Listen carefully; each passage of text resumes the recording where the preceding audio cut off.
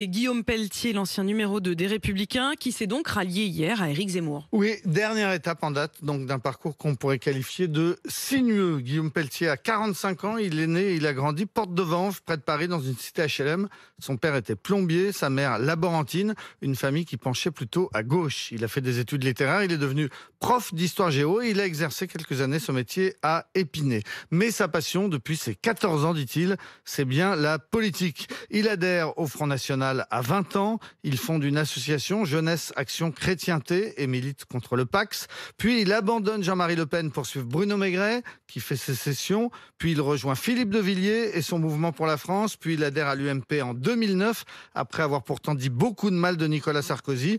L'ancien président n'est pas rancunier, puisqu'il en a fait en 2012 un des membres importants de son équipe de campagne. Depuis, dans le parti, il a successivement soutenu Laurent Wauquiez, Xavier Bertrand et finalement Éric Ciotti. Et son ralliement à Éric Zemmour, c'est donc une demi-surprise après tout ce parcours déjà très sinueux. Oui, et aussi parce qu'au printemps dernier, il avait déjà fait savoir qu'il se sentait très proche de Robert Ménard, lui-même proche de Zemmour et de Front National.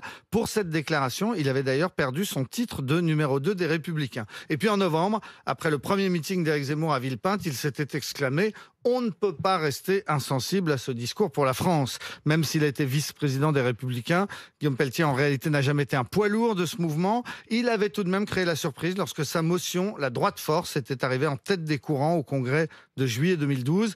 Il s'était clairement placé à la droite du parti, se définissant comme patriote, amoureux de la France, défenseur de la valeur travail. Hier, il a donc franchi le dernier pas en rejoignant Zemmour et il a aussitôt été exclu des Républicains et du groupe Les Républicains à l'Assemblée. Marine Le Pen hier a affirmé qu'avant de se tourner vers Éric Zemmour, Guillaume Pelletier avait tenté sa chance auprès d'elle.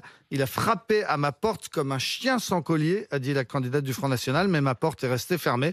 On ne sait pas si c'est vrai, mais c'est assassin. Quelle expression, comme un chien sans collier, quelle violence en effet dans ce monde politique. Tout de même, on posera la question d'ailleurs à Éric Ciotti tout à l'heure, puisque vous le disiez juste avant de partir des Républicains pour Éric Zemmour, le dernier qui les soutenu, c'était Éric Ciotti, après avoir soutenu quand même Xavier Bertrand au début de la campagne. Ouais, il y a quand même un fil rouge dans tous ses soutiens. Il a toujours misé sur le perdant, quoi, si je comprends.